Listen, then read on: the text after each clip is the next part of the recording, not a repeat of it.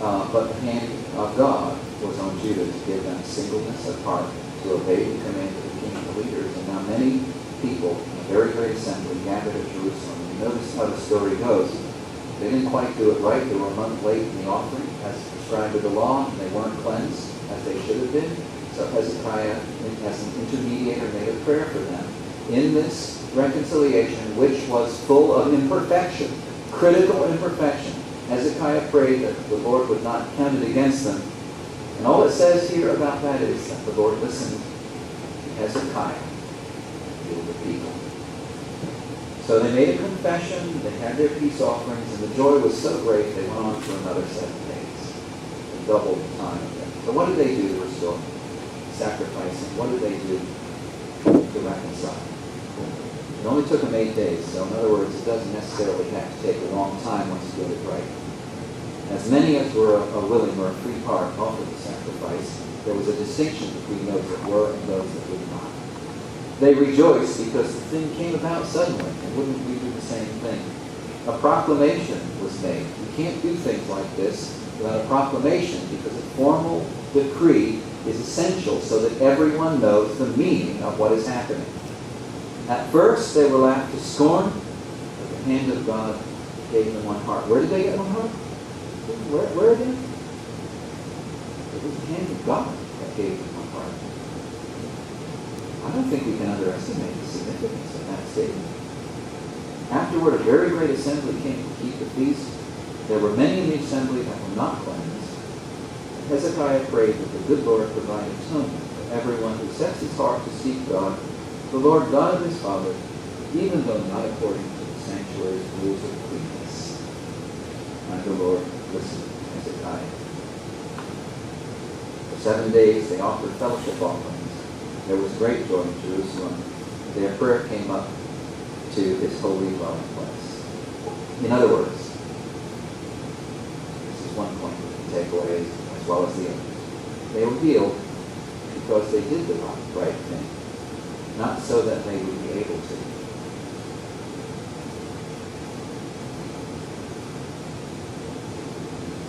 You think about that, and I'll think about that, and we'll think about it together. Is that a principle that we can consider as being applicable to our very considerations? Finally, I'd like to take a few minutes to look at what has been something that shocked me when I first read it. I have described it as the right of the stranger because that's the way this is described in Malachi 3:5, and I would like for you to go there and look at it yourself.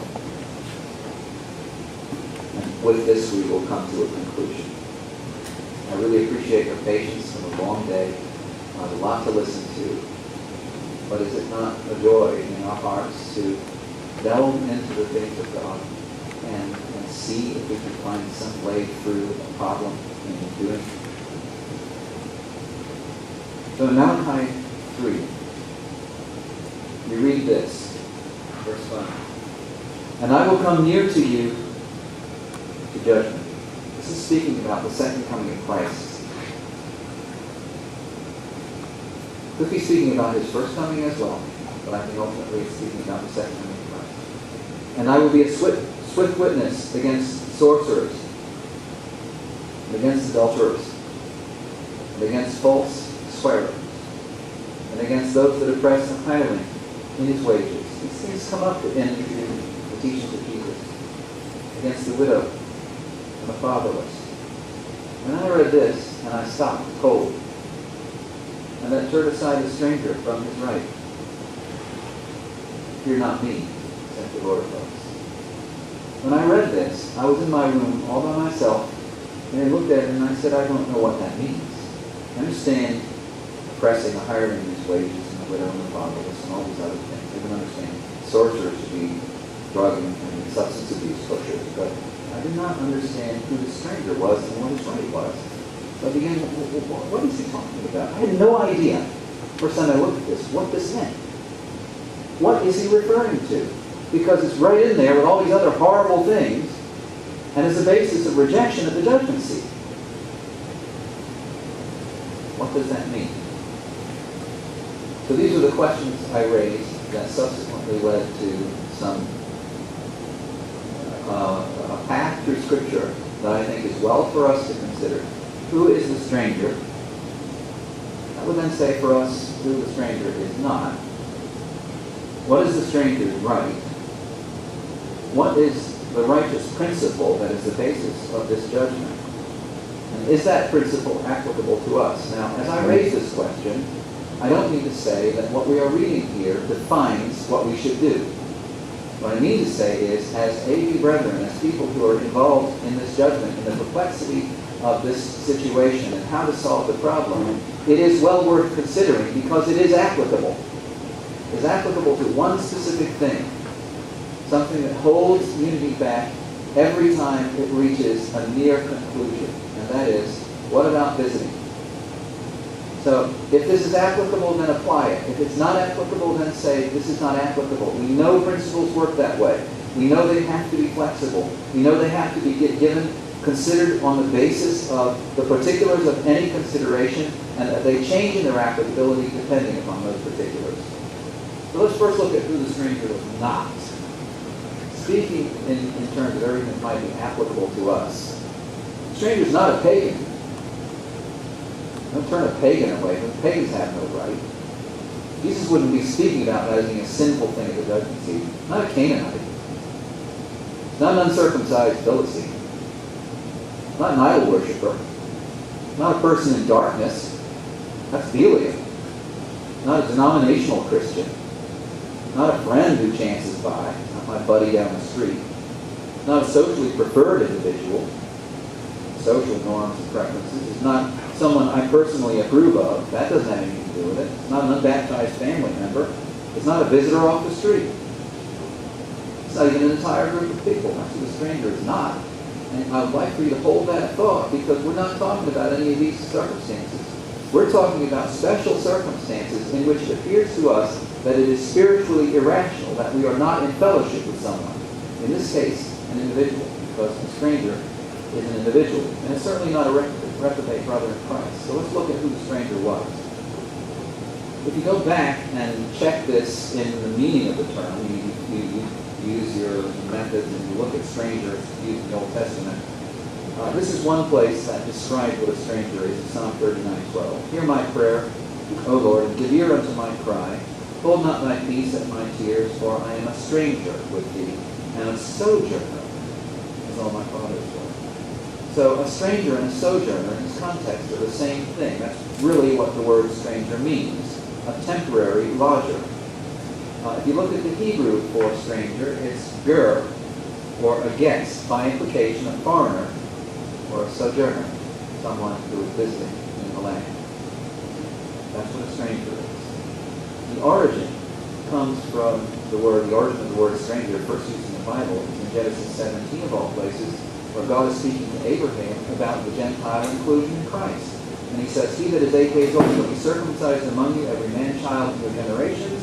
He that is born in the house, or bought with money, of any stranger, which is not of thy seed. So Abraham said, the same principle of this token of my covenant will apply to the members of your house and to those who are not members of your house, but are sojourning with you as servants. Whoever is in your house as a servant who is not of your seed, he too shall be included in this circumcision. And that was a forecast, a foreshadowing of the day in which God would include uncircumcised Gentiles into the spirit and relationship with Christ. If you look at the stranger in the law, it says this about him: you shall not oppress a stranger. You shall not oppress a stranger. You know the heart of a stranger.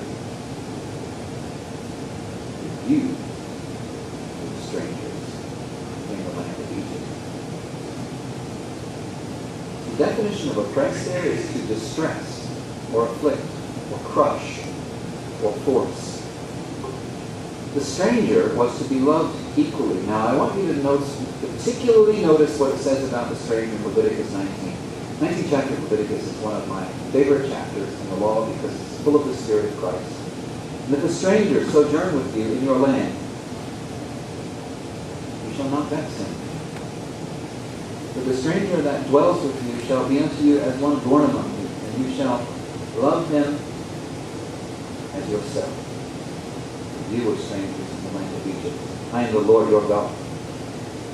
You know there are only 3 places in the Bible where we are told to love someone else as ourselves. Remember what they are? This is one of them. The other 2, remember? You shall love your neighbor as yourself. You shall love your wife as yourself. But did you ever include in those 2 commands, you shall love the stranger as yourself?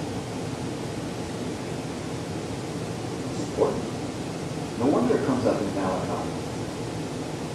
If you were to apply this to the royal law as yourself, if you really fulfill the royal law according to the Scripture, you shall love your neighbor as yourself, you do well. But if you show partiality, you commit sin. You are convicted by the law of transgressors. That's in James. So applying to the royal law, if someone is circumcised but from a different house, if he sojourns as a guest, subject to the same practices, he's not to be oppressed or vexed. He's to be loved as self. He's to be fed, not to be vexed or distressed, to be judged righteously, to be loved mercifully, not to be the object of distorted customs, helped from the tie. These are all points in the law to be included and instructed by exhortation. This is the right of the stranger. So what was that right? And when a stranger shall sojourn with thee, and will keep the Passover to the Lord, let all his males be circumcised, and let them come near and keep it. He shall be as one that is born in the land. For no uncircumcised person shall eat thereof. So if the stranger is uncircumcised, he doesn't qualify. One law shall be to him that is homeborn, and unto the stranger that sojourneth among you. Thus said the Lord God, no stranger, uncircumcised in heart, or uncircumcised in flesh, shall enter into my sanctuary, or any stranger that is among the children of Israel. In other words, this law is not open to someone who is uncircumcised. It's closed to those who are strangers from the covenants of promise. But it's never closed to those who are circumcised. And if a stranger sojourns among you and will keep the Passover to the Lord, according to the statute of the Passover and according to its ordinance, so shall he do. You shall have one statute, both for the sojourner and for the native. And when you prepare a fellowship offering unto the Lord, then shall be offered a grain offering, and he shall bring as drink offering wine. It is a sweet aroma unto the Lord. And if a stranger is sojourning with you, or anyone is among you throughout your generations, and he wishes to offer an offering, and pleasing odor to the Lord, he shall do as you do for the assembly. There shall be one statute, custom or practice, for you and for the stranger who sojourns with you, a perpetual statute, throughout your generations, as you are, so shall the sojourner be before the Lord. One law and one ordinance shall be for you and for the stranger who sojourns with you, if he wishes to offer an offering. One statute or custom or practice, one law and one ordinance shall be for you and for the stranger. He shall do as you do in the assembly, when he sojourns with you, as you are, so shall the sojourner be. How does this principle apply in the Old Testament? It comes up in other places. For example, here in Isaiah 29, the principle is applied to discretion. For in the context of our relationships to righteousness and our practice of righteousness, such the terrible one is brought to naught and the scorner is consumed. This is in the judgments of God. And all that watch for iniquity are cut off. This to me is very personal because I know that if I watch for iniquity, I'll find it. But that's not the kind of thinking that is in Christ. That make a man an offender for a word. That lay a snare for him that reproves and negate what they did with Jesus.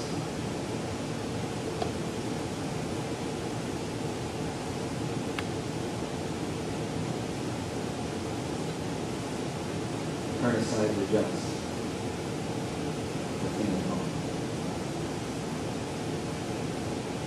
The principle applies to judgment. Thus speaks the Lord of hosts, saying, execute true judgment, and show mercy and compassion to every man to his brother, and oppress not the widow, or the fatherless, not a stranger, not a poor. Let none of you imagine evil against your brother in your heart. The principle applies to our offering. Lord, who do you seek? Will suddenly come to this temple. Who may buy? They tell me. And who shall stand when he appears? He shall sit as a refiner and a purifier of silver. And he shall purify the priesthood and purge them with gold and silver, that they may offer unto the Lord an offering in righteousness. This is the offering that Jesus gave when he gave of himself, of his own will, and relinquished it to his own demise on the cross. This is the offering we make when we are baptized. It is the offering that we make when we break bread. It's an offering of self-sacrifice and refinement. How does this principle apply in the New Testament? One law becomes one faith. We're speaking about that all day, brothers and sisters. I therefore, a prisoner of the Lord, beseech you that you walk worthy of the vocation wherewith you are called, with all lowliness and meekness, long-suffering, forbearing one another in love, endeavoring to keep the unity of the Spirit in the bond of peace. There is one body and one Spirit, even as you are called in the hope of your calling. There is one Lord, one faith, one baptism. All that is one law which God has now taken from the tables of stone and written as a new covenant upon our heart, because the flesh is able to work with our hearts and our conscience. So we are no longer going by rules and regulations so much as we are going to conscience. It's a better place for law to work. If it works in the realm of conscience, where our temptations and all that function within us proceed. And ultimately, it comes up in the judgment. And do you think for a minute that when Jesus said this, he didn't have everything we have just considered from Malachi through the law, in the Psalms, in Isaiah, and prophet? I was a stranger